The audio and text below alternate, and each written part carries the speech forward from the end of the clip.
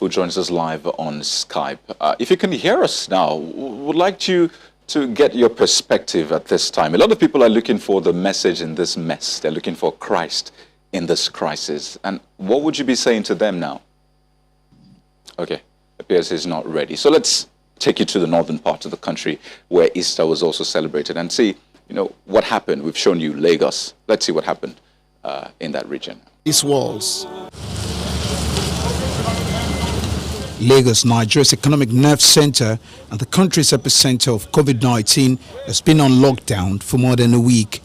And these huge disruptions caused by these efforts of government to contain the spread of the virus is evident on the highways.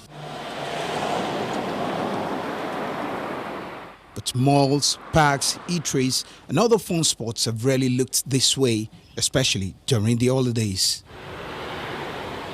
These parks are usually the playgrounds for children during this period. They are locked and currently not in business. One of them is even a temporary center for COVID-19 briefing. Water recreation communities are also getting hit.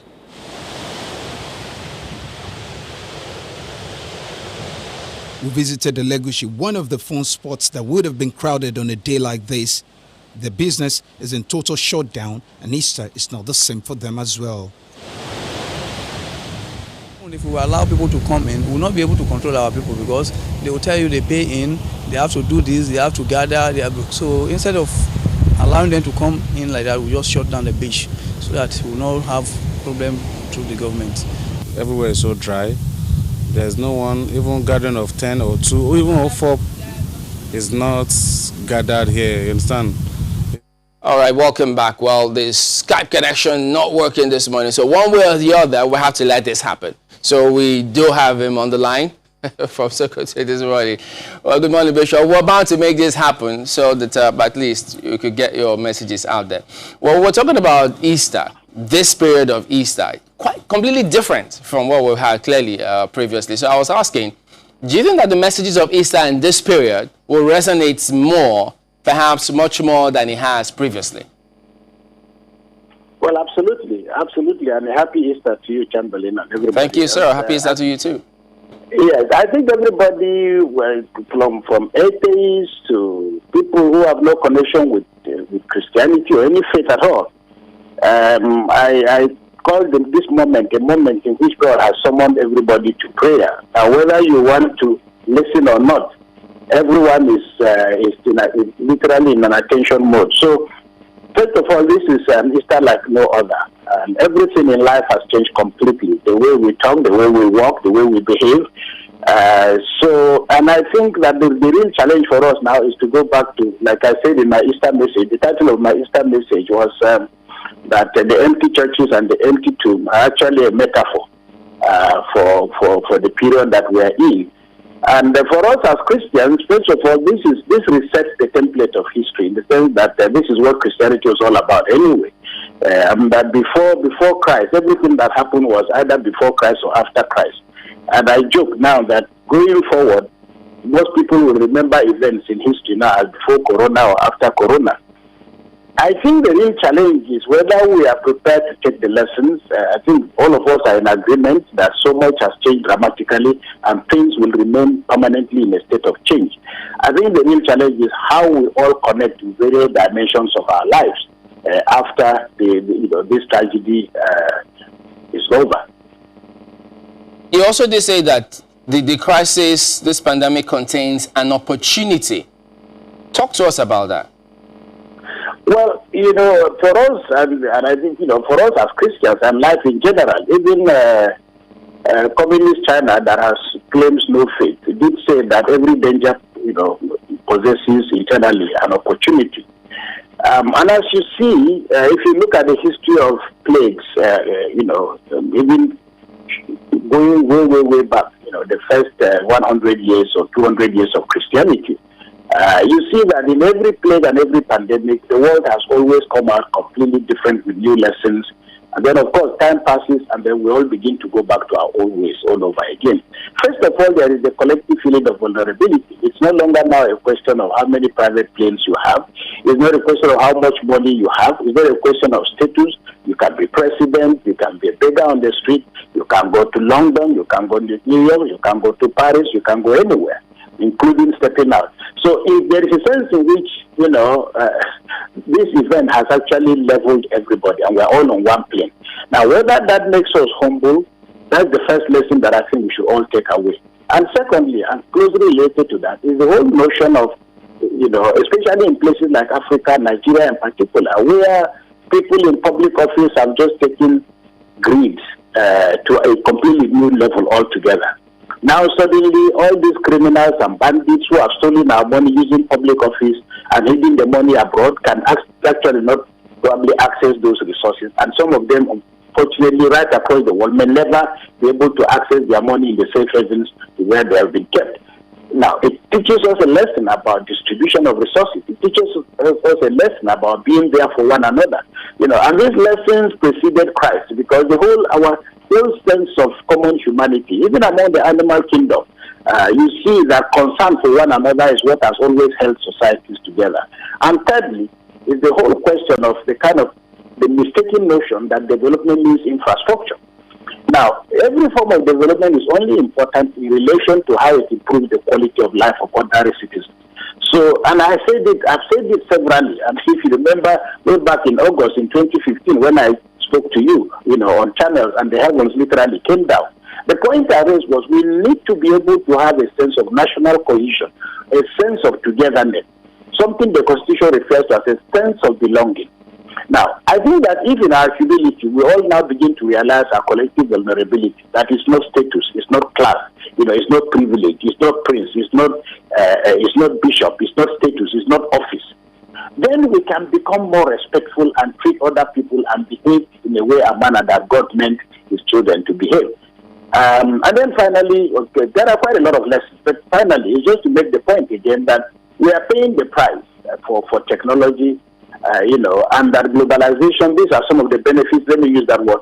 Now we're facing, we all were carried away by the human inventions, aeroplanes that made our journeys easier, technology, human movement, and so on and so forth. Now, I'm sure you know that had this happened, had the coronavirus erupted in China some 30 years ago, the Chinese would have probably fought that disease and finished without anybody knowing from here in Nigeria. Up till perhaps about 10 or more years ago, very few people ever went to China.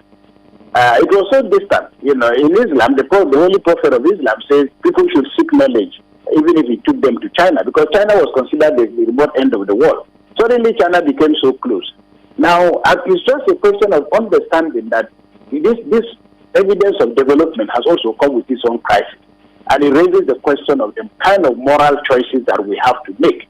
In front of technology, that technology should, in its best form, only be useful to the extent that it serves to improve the quality of life of God's children.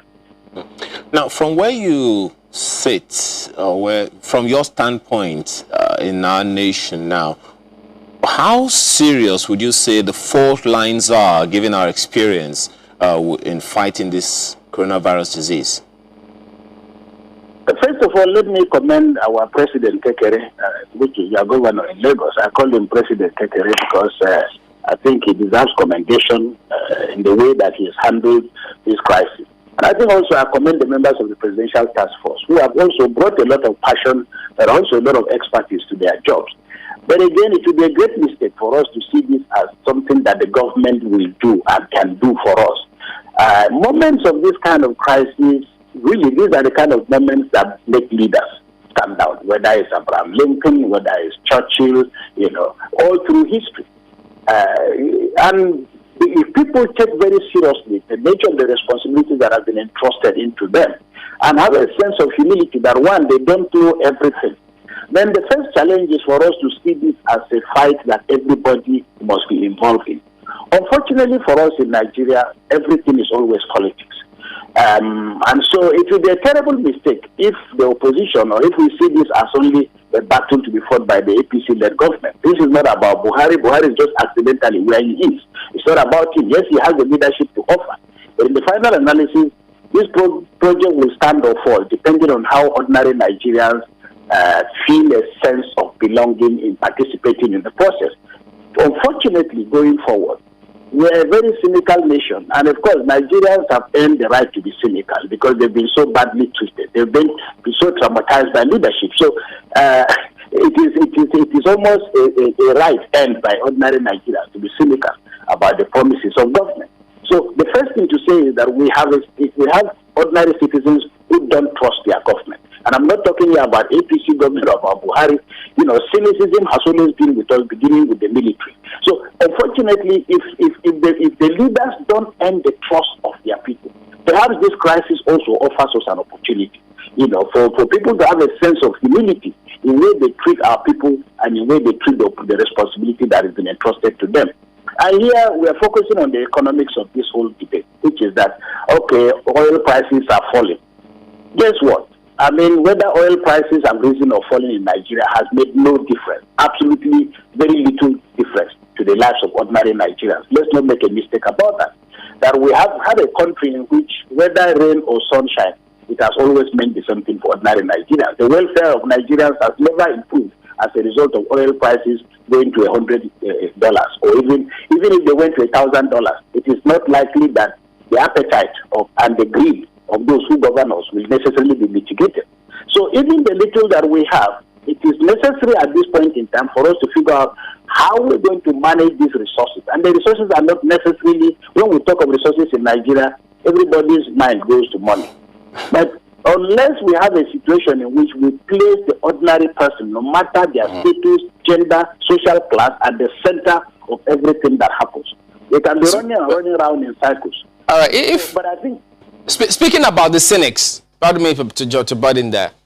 You know, for those listening, they may just say, look, those people who you say have been badly beaten, the little or no faith in government, they play an equally important component in whether or not we succeed or fail in our approach to tackling COVID-19 pandemic, particularly in the country here.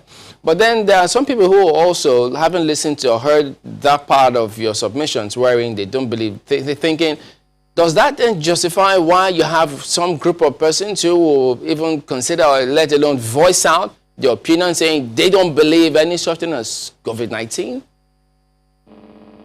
Well, you know, the truth of the matter is that we are in Africa, you know, and sometimes I used to say to people in Africa, we sometimes thank God for witchcraft, because even the issues that the lives that we lose from lack of medical services in the rural parts of Nigeria, maternal mortality, infant mortality, people dying of TB, people dying of all kinds of things, the villagers ascribe it to witchcraft, not to bad governance. So we are living in a rather mystified environment where ignorance is really what determines how people behave. I've been very shocked myself by the kind of comments that people have continued to make. All these conspiracy theories that have been woven around what came out of which laboratory and what the Chinese are trying to do and how everybody else is trying to wipe us out. Well, I said to myself, look, I mean, what will the Chinese or anybody for that matter benefit by wiping us out? I think it is in their interest that we stay, because we are here laboring for them anyway through their oil companies and multinational corporations. So the real challenge for me is not so much, you know, a question of, how we see all these things. It is that the point I'm making is that the cynics, it is important that government becomes sufficiently humble to realize that, one, it doesn't have all the answers. The cynicism is bred by the fact that we are running a government in Nigeria that has a very poor record of recruitment of people to public life. In the last 30 or so years, this country has taken its attention completely away from intellectualism and the contribution of the intellectual class. The result is that for the last over 20 or 30 years now, there's hardly any year we've not had strikes in the universities. Elsewhere, in China, Europe, and America, these crises are going to be resolved largely by what happens in our universities, in our laboratories, and so on and so forth. But all this is happening at a time when all we hear about the universities now is ASU is on strike, ASU is not on strike, ASU is on strike, ASU is not on strike. You know, so for me, a society does not that does not privilege intellectualism denies itself a diagnostic approach to governance. In which case, we have good people who are doing horribly bad things out of ignorance. So if you have a situation where people are recruited and assigned positions on basis of religious affinity, ethnic affinity, social affinity, connections, and so on and so forth, you will end up with good men and good women struggling to do their best, but their best will hardly ever be good enough for a complex country like Nigeria. So for me, going forward, this is not something that is the result of witchcraft or sorcery. This is pure science. And whether we accept it or not, it is here with us. There's very little we can do about it. To pretend otherwise would be to try and cover the sun with our hands. So it's here. It depends on the quality of choices that we're going to make out of it. Then we'll go to break and we'll come back to you and get your concluding thoughts in just a moment. Just stay with us.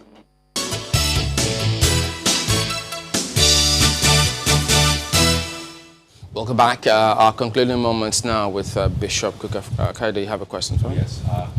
I remember he talked about a category of people, the cynics, people that are cynical about COVID-19, about government, generally the trust deficit. But there's another category of people, Bishop, people that are wondering if God has abandoned his people right now. They're wondering, with all this pandemic, where is God in all of this? Is God quiet? Is he silent? What do you have to say to those people?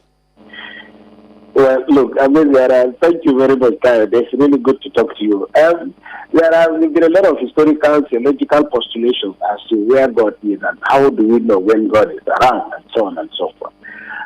God is God. We have human ways of trying to approach him, but of course our human language can never exhaust who God is. The mistake we tend to make is that somehow God is a first aid box that we can summon when we're in a crisis. He'll come and solve our problems and go away. And of course, the country like Nigeria has fertile ground for all that because of the prevailing socioeconomic situations we are in. This is why you find the Pentecostal, the prosperity message is booming and booming and booming because, of course, nobody asks the philosophical question, can you really prosper in an environment of such massive poverty? So it's the question of where God is. It's a legitimate question. Remember that even Jesus Christ, as he hung on the cross, said, my God, why have you forsaken me? These are questions that Christians and believers have a right to ask. Literally, the book of Job, people say Job was a patient man. Job wasn't a patient man if you read the book of Job very carefully. Because Job tries to address the question, I am a righteous man. You yourself testify to that. Why am I suffering? So the whole question of why suffering exists in the world, it's not a simple question for us to answer, but it is not outside the scheme of the way God has organized the world. So your relative drops dead, you are crying somewhere, and the coffin maker is rejoicing because he has an opportunity to pay his child's school fees. You just had a flat tire on Third Mainland Bridge, you are thinking of figuring out what to do. The mechanic jumps in joy because God has offered something for him to be able to pay his rent. Now, so God is not in the business of pacifying some, or just appearing to pacify us and then suddenly going away. Indeed, the book of Job and Scripture tells us very clearly that, and this is again a great message of Easter, that amidst the uncertainty, amidst the fears, amidst the anxiety, amidst the troubles of this world, that nothing is outside the supreme power of God, the one, as Scripture says, that has the all-seeing eyes. So it's not, even within this whole perspective, the real challenge is not that it is happening, but how do we cope with it? And so really, if you're looking for a spiritual solution that is short-sighted, well, again, there are a lot of opportunities who are offering that message by pretending that, somehow we can pray coronavirus away. No, we won't pray it away because it's here with us. But God is going to talk to us through the scientists, people in the lab, and that is why I think all our medical personnel, the medical doctors across Nigeria, across the world, all the people involved are people we are praying for almost every day because they are now more important than the army. They are, to a great extent, perhaps, a substitute, let me put it that way, for other categories of our lives. So it is that even in their work, God is also bringing healing. And you often see this sign in many hospitals, that the doctor is humble enough to say we treat, but God heals. So I think that we shouldn't see this as a punishment from God. That is not, God doesn't punish, they'll go around with a cane punishing those that he's displeased with. What must we as a nation take away from this? Many people have said that, you know, such crisis is an opportunity. You have also written about it. It's a blessing in disguise. What must we take away from this crisis? What is it that this crisis must not leave us the same as?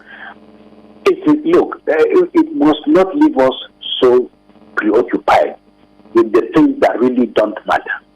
And the things that don't matter, in which that Nigerians are investing their energy and their power and their prayer and everything else, is this whole question of everybody is praying to become rich and to become prosperous. And that people have put religion, put their moral conviction, put their legacy in jeopardy because of the obsession with accumulation.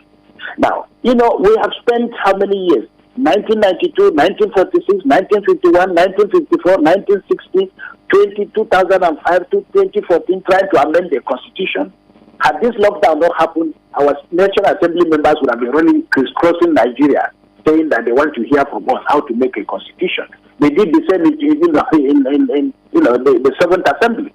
So it is that we are still struggling for how to make life live for our people.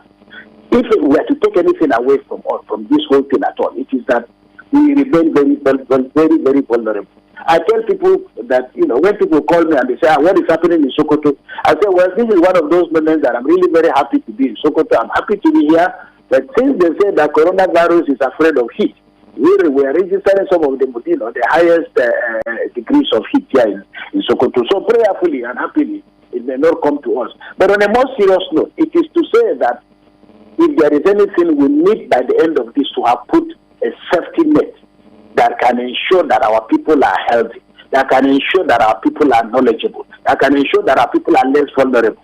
Because all we are saying is, if this thing really and truly hits us, it will be very difficult for us to manage. We just don't have the capacity. So if anything at all, this has exposed the severe weakness of the social infrastructure that we have in this country. So going forward, I think that we need a bit of imagination and creativity to deal with the fact that should any of these kind of things happen again, we will not be caught, you know, so unawares as we are, you know. Let me squeeze this in. I know we need to go on this, but just before we go, talk to us about this. I mean, speaking about picking up from where you left off, if you look at countries like Israel, Saudi Arabia, these are countries that have, you know, huge impacts in terms of religion on Nigeria. But then there's this talk about when people are religious in this part of the world, they seem to abandon their intellect. How do we strike a balance to ensure that even in the midst of all of these, we still are able to think through and not just be dogmatic about certain things? Look, you know, it was Napoleon who said that it is religion that stops the poor from killing the rich. There is a sense in which, again, between that and Karl Marx, this is where the problem is with religion. Now, when religion becomes a drug for seducing people to a level of stupor, where we ascribe everything to the will of God, where we ascribe even our irresponsibility to the will of God, I will say, well, if I stole money and I wasn't caught, it means God must have approved of what I've done. What we require now is how to energize religion. And I think that I can say these are some of the things that have gotten me into trouble. Because I've also tried to argue that, look, I wouldn't have been as angry as I am if I weren't a Christian. Because I understand the fact that the essence of my gospel is Jesus said, I've come so that you may have life and have it to the full. I also know that Jesus said, I came to set the captive free, and so on and so forth. So I have a responsibility and I have a duty to go to the public space and to talk to those into whose hands we have entrusted the responsibility of looking after our welfare. To say that, no, this is where we are hurting. Of course, mistakenly, a lot of people tell you, oh, you don't like government, you don't like our government. I've had that a zillion times. I couldn't be bothered. But the point to make is that religion has become for us a huge excuse for irresponsibility, for lawlessness, you know, and I think that there is a sense in which the Nigerian state itself has really not been able to address this whole question. That is why, you know, the lecture I delivered at Ojukwu University in Anambra State, it is the point I was making, that we need an aggregate of irreducible minimums, such as the Americans had in 1776. that we subscribe to the fact that all of us are created equal. And if it's not enough to say that, it is also to provide a platform for ensuring that this equality is actually, operationalized. So we are allowing religion too much of a latitude. If you have a law, if you say government says nobody should go out, unless I have a vital reason for going out, and I'm actually going out to administer the prayer to the sick, and I can prove that, I have no business going out. If I go out as a bishop, I ought to be arrested for breaking the law. All right, then. All right, Bishop Kukah, we do appreciate your thoughts this morning. Thank you very much indeed. So that was Bishop Matthew Kukah. Thank you.